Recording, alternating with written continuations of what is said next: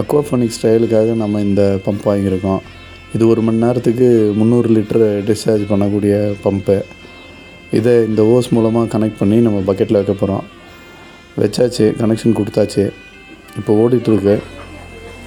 Aquaponics பார்த்திங்கன்னா மீன் தொட்டியில் இருக்க தண்ணி எடுத்து அதன் மூலமாக செடிகளை வளர்க்குறது.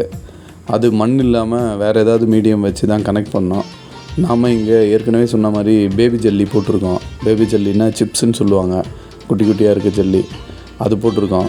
இப்போது சிப்ஸு கம்மியாக இருக்குதுன்றதுனால இப்போ உயரம் ஏற்றுறதுக்காக இன்னும் கொஞ்சம் ஜல்லியை கொட்டுறோம். அதில் தண்ணி டியூப் வழியாக வந்துட்டுருக்கு. அந்த தண்ணி மேலே தெரியாத அளவுக்கு நம்ம ஜல்லியை கொட்டினோம். நம்ம இந்த ஓஸ்லேருந்து வர தண்ணி பக்கெட்டில் போயிட்டு எல்லா இடத்துலையும் சர்க்குலேட் ஆகிட்டுருக்கோம். அந்த தண்ணி வந்து அந்த 3/4 இன்ச் பைப்பில் சைடில் ஓட்டை போட்டு வச்சுருக்கோம். அந்த ஓட்டைங்க வழியாக போயிட்டு வெளியில் போயிடும். இப்போ நம்ம ஜல்லி தேவையான அளவுக்கு போட்டாச்சு. செடியோட வேர் உள்ளே போயிடும். செடியோட தண்டு மட்டும் வெளியில் நின்றுட்டுருக்கோம். தண்டு இலைகள்லாம் இந்த மாதிரி பள்ளம் தோண்டி செடியை உள்ளே வச்சிடலாம். இப்போது அந்த பள்ளத்தை மூடிட்டோம். செடிங்க எடுத்துகிட்டு வந்து இப்போ ட்ரையலுக்காக மோட்டர் எப்படி வேலை செய்யுது, தண்ணியை தள்ளுதா அப்படின்றதுக்காக தான் இப்போ செக் பண்ணுறோம்.